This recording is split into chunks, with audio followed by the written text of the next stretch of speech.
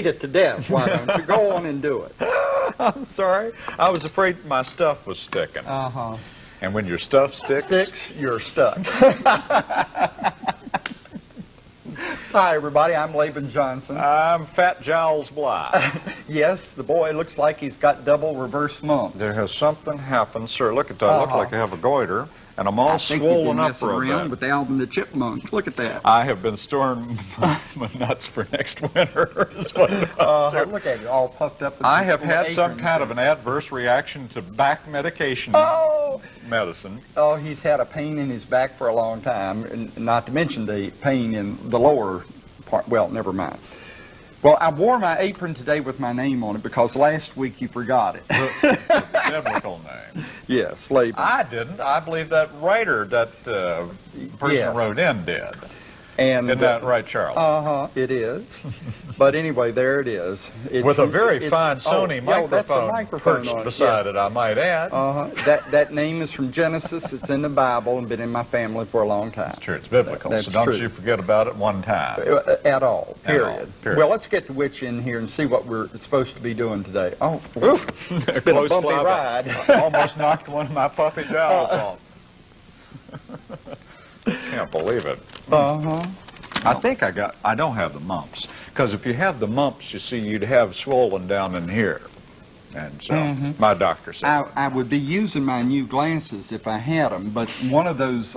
you couldn't see to find them. One of those places that do eyeglasses real fast, 2 weeks ago, took my glasses and said, you know, we'll have your new lenses in it in 2 or 3 days. It's 2 weeks later, and I still don't. I'm not happy about it. How's that for fast service? Oh, if I could say the name on TV, I would love to do it. I know you would. Well, go on ahead. Well, stop messing with that hair. Stay right. Well, it's kind of cut funny. Did Mr. Steve, the hair twirler, do that? I have got to not go in there after he's been out. You know, he has lost his touch. You know, he doesn't sober up as fast as he used to. No, it's That's the big problem right there. You know, the last time he touched my hair, it still got stripes in it. You see, it looks like a skunk. I look like a skunk. He put the Clorox to me, and I look like a skunk to this day. Well, you know that my problem... He got right huffy that we mentioned it on the air. The last time I was in there, he had a cancellation, and he had plenty of time. It took nearly 40 minutes to cut my hair, to give me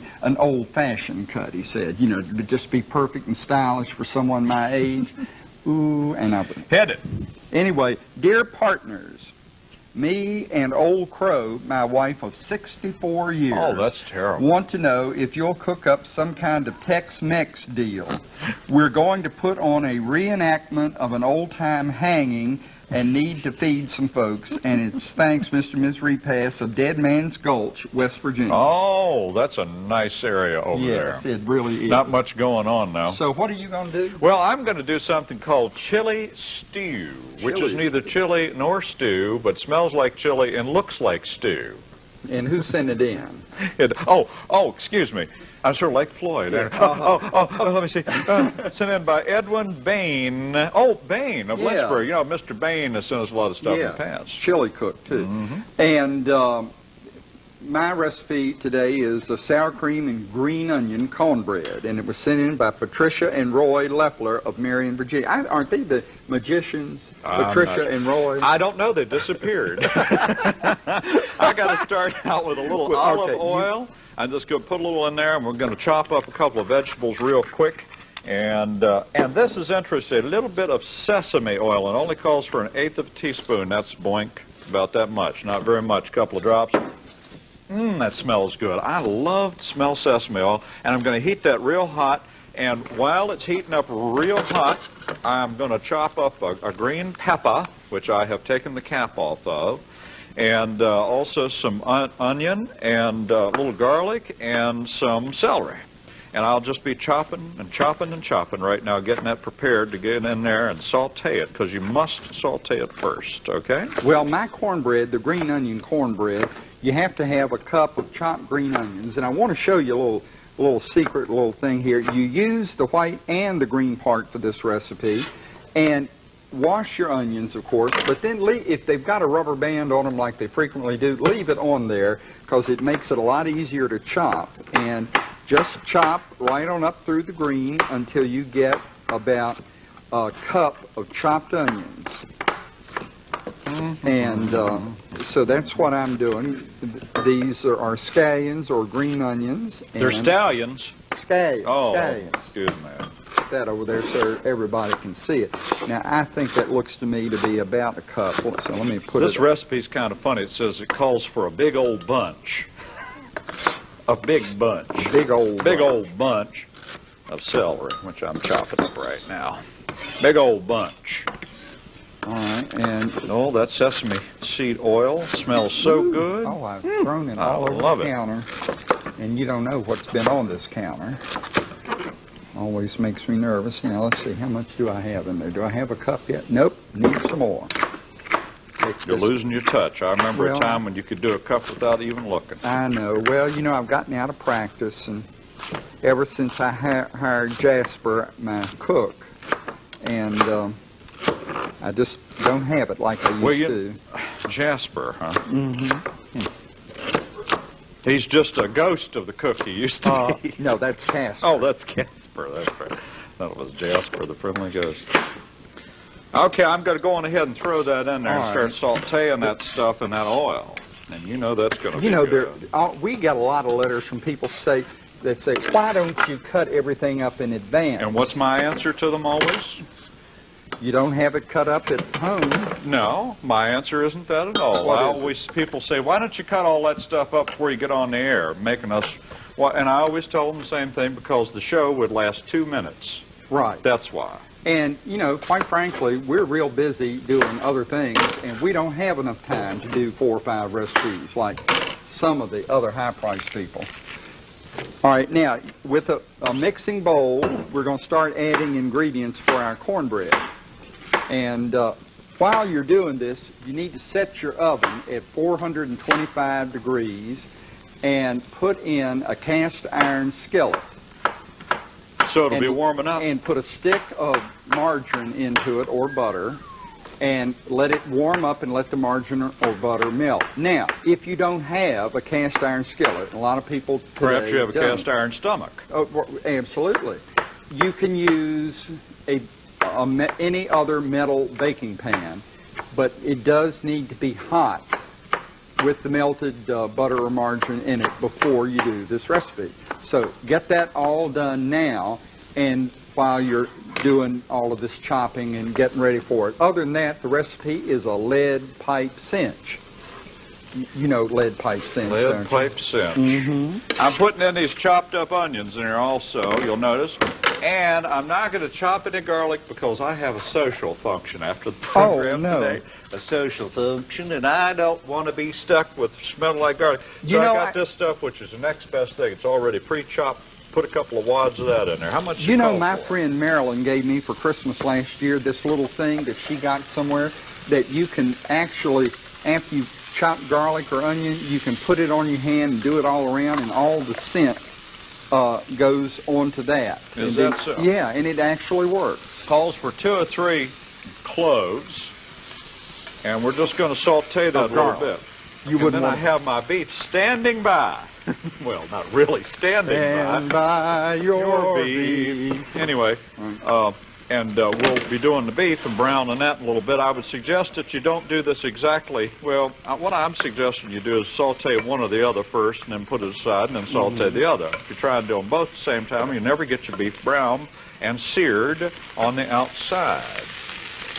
Now, Larry, with my cornbread, you start out with 2 cups of self-rising cornmeal, or cornmeal is the best way to say it. Now, you can use any kind of self-rising cornmeal. I'm using today a popular southern brand, but you can look around at whatever you've got. And if it's stone ground, that makes it all the better. So you put in your 2 cups of cornmeal. And then we're going to put in, we'll throw our onions on in here now because we got to do some liquid measures. And I'm going to need 3/4 of a cup of buttermilk. And I'm using non-fat buttermilk today because it will be a little easier on me. All right, there's a 3/4 3/4 of a cup of buttermilk, and you just pour it on in, let it ooch on down a little bit. And we're going to follow that by 3/4 of a cup of oil.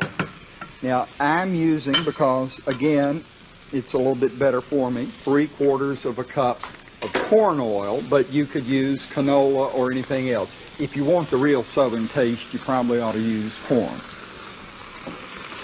What you doing, Bly? Playing around with Jim Hammerstrom on camera one. He's trying to keep up to me. I appeared at a fundraiser at one of those other PBS stations some time ago and wore some poor camera guy out, came to me and complained after it was over. He said, you just don't give me any opportunity to even focus on anything. And I said, well, you need to widen it up a little bit. Loosen it up. Well, anyway. Now, I'm going to dump in 2 tablespoons of sugar. There it is. I was afraid to count on hours. Pre-measured. Well, you know, now that I'm retired, I've got time to pre-measure stuff. And then, of course, if it's been over here for a while, it's liable to turn lumpy on you. So, and you remember Lumpy, you don't want to mess with him. No, you don't. All right. 1 egg goes into this now. You could use egg beaters. Remember that. If you want it more healthy, 1, use egg beaters. Don't use a real egg, although the real egg is just fine, unless you got major cholesterol trouble. And finally, I'm going to put in 3/4 of a cup of sour cream. Which is also fat-free. I imagine you'll weigh less by the time you eat this recipe than you did when you started. It is so non-caloric and fat-free. And that's 3/4 of a cup. What do you think of fat-free sour cream? Right now, it's what I eat at home, and I guess it's okay. I don't get real enthusiastic about it in some dishes, but it does okay. In you know, especially if you're going to make a salad, it's okay there. Sometimes what you get in a bakery product is maybe not exactly like what you want, but it's okay, and I've gotten used to the taste of it. Okay, I've sauteed these veggies, and they do look wonderful. They're all right there, and they're perfectly sauteed. And I'm going to transfer them at this point to the entire counter and part of the floor. Oh. Looks like I missed. Anyway, I'm going to transfer that to the big old thing I'm going to do it in. And you need to start out with a fairly nice large pan, because this makes quite a bit. And now, having done that, I'm going to take some beef, and you can use chuck or, well, I don't know, you can use any number of things. It calls for hot roast or English roast. Anyway, this is, I've chopped it all off. Now I'm going to brown this. You need to brown your beef real good before you start assembling everything all together. And we have some wonderful stuff that goes in this after a while. This is a fascinating recipe because it calls for curry and chili powder and red pepper and all sorts of neat things. So get that on there and do it. Well, while you're browning the meat, I will give my ingredients for my cornbread. You need 2 cups of self-rising cornmeal, 3/4 cup of milk or buttermilk, preferably buttermilk, 1/4 cup of vegetable oil, 1 egg, 2 tablespoons of sugar, 1 cup of chopped green onion, including the green stalk, and 3/4 of a cup of sour cream. You'll also need a stick of margarine. Okay, Larry?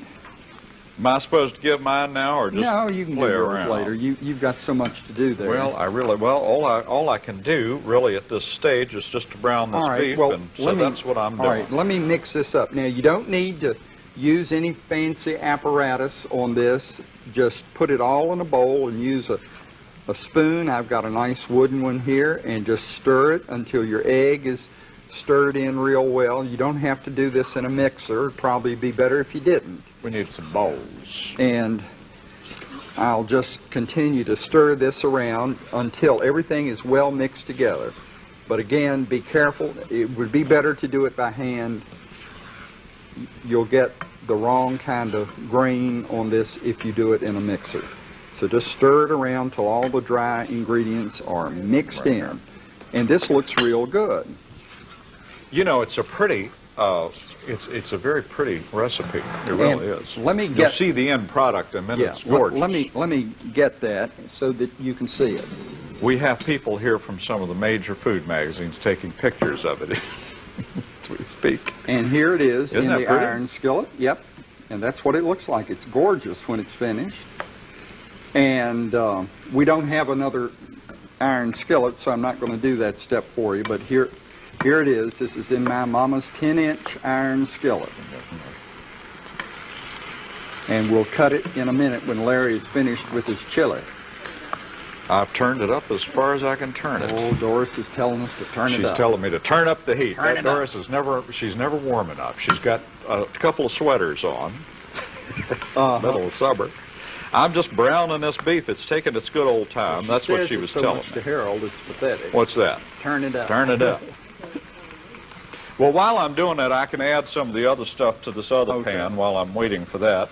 It calls for a can of tomato sauce. I'm going to go ahead and do the tomato. That goes in there. And you hold on to the can. I'll tell you why. Because you're going to have to, even though it doesn't call for it, you're going to have to add a little water, as you often do, because you got to cook it for about an hour, hour and a half, something like that. Depending on how good your beef is, you may have to cook it all day. But anyway, it will require some additional water. So just go on ahead and put some in there. And Doris says that to get this stuff out of this little bitty can, that what you ought to do is open it from both ends and push it through. So this is a Doris tip. Whoops, that's not going to work. So we'll just go right on ahead and see how smart Miss Doris can be. Now be careful, you don't want to hurt your little fingers. I assume that what you do is just take that and push it through just like, oh, look at that, isn't that brilliant? Johnson, look at this. You can be learning something instead of eating stuff on the side. Oh, it just came right out with the lid. How nice. Well, I don't think you want the lid to go in there. I guess you're supposed to take that off first, but that works okay. And that gets it right out of there. Isn't that amazing? It really does. And then you can use that can to cut little bitty biscuits with. You're right about that. And squish that around in there. And then in a couple of minutes, we'll add to that our beef, which is still browning, and then we'll put all the secret ingredients in. Well, yeah, I'll put it all in there in just a couple of minutes. Just a couple of minutes. So anyway, let me give you my recipe while I'm waiting for this beef to come a little further along. Would you stir that around, Johnson, while I'm reading my recipe? I will. Seems to be a little slow today for some reason. Chili stew sent in by Edwin Bain. Ed Bain of Lynchburg, Virginia. Calls for 2 to 2.5 pounds of beef cut in 3/4-inch cubes or smaller. I prefer to chop them up a little smaller than that. A large onion chopped, 2 to 3 garlic cloves crushed, 1 15-ounce can of tomato sauce, and I would put a little water in with that. 1 6-ounce can of tomato paste, 1 large stack of celery. A large stack of celery calls for chopped. Half a green pepper. Well, I think I put the whole thing in there. 2 tablespoons of flour will go in a couple of minutes. 2 tablespoons of olive oil, 1/8 of a teaspoon of sesame oil, and you have to go a little bit light on that sesame oil because if you don't, it'll overpower everything. 4 to 5 drops of hot oil is optional. I'm not using any today. I didn't have any hot oil. Couldn't find any. Too lazy to go out and buy it. 1.5 tablespoons of chili powder coming up here in a minute. 1/2 teaspoon of ground cumin, 1/2 teaspoon of curry powder, 1/4 teaspoon of cayenne pepper, and salt and pepper to taste. So, there we go. Let's pretend like this is thoroughly brown. We will definitely have to pretend. Yeah, we will, because I don't know why. We're going a little slow on that today. We're going to go ahead and add the beef now to all of this stuff in here. If you want to try and not get all that grease in there, it would be nice, but I guess we'll go You know, I think the reason they call it chili stew is that you use larger pieces of beef. Well, you're probably right. You would use little tiny pieces. You'd mince or chop up your beef real now, small. We'll bring this over and put it on. Woo! What was that? Well, it's got wet stuff under it. It's making funny noises. The stove is making noises at live, but many people do that. Well, anyway, now the next thing you got to do is you got to add all your stuff that goes in it. We have 1.5 tablespoons of chili powder goes in there. 1.5 tablespoons. That's a tablespoon. That's 1, and there's about 1/2 that goes in there. and a half a teaspoon cumin. There it is, half a teaspoon, just about that much goes in there. Interesting combination of flavors. Half a teaspoon of curry powder. I thought that was a right interesting thing for this recipe. That goes in there. Well, boy, it does have a lot of... And a quarter of a teaspoon of cayenne. Don't overdo that because you just burn someone's lips right plumb off their face. And that goes in there. And also, you have to add a little bit of flour to it. How much flour does it call for? I can't find the flour. 2 tablespoons of flour. And it doesn't matter when you add it because it's going to be on for a while. It'll cook down. It'll get a little lumpy when you first put it in. Take your lumps.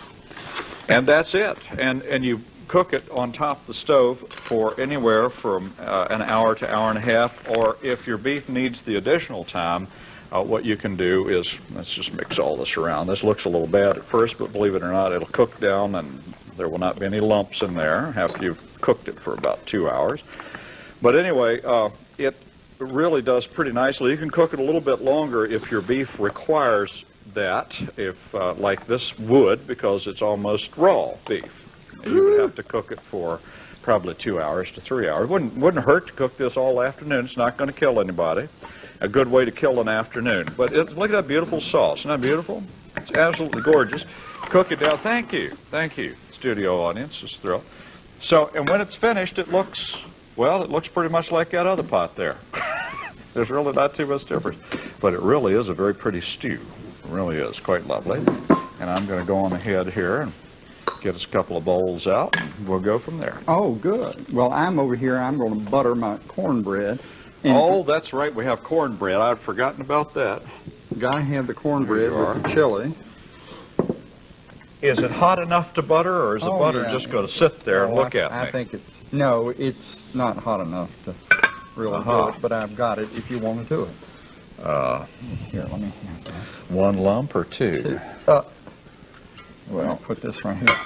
Doris. What a delicate, wonderful presentation of the butter we have today, ladies and gentlemen. Let me try this. How is it? That is wonderful. But have you ever met a cornbread that you didn't like? No. If it's made out of corn, it's got to be good. Ooh, the chili is wonderful, too. The beef got done. I cooked mine for about 3 hours or so. And I also cut them up a little bit smaller because I was in a big hurry. But isn't that a wonderful stew? Oh, that is great. Ladies and gentlemen, I think we have got a bell ringer on this one. This is delicious. And what a wonderful meal for a cold winter night or a autumn night. Ooh, this would be terrific. And if you don't have, if you're watching this in the middle of the summer, turn the air conditioner all the way up. Put on a sweater. Absolutely. And need this. And put on some Christmas music or some Sleigh Ride by Leroy Anderson or something. It'd be good any time. Larry, this is delicious. Isn't that nice? I really do like it. Use real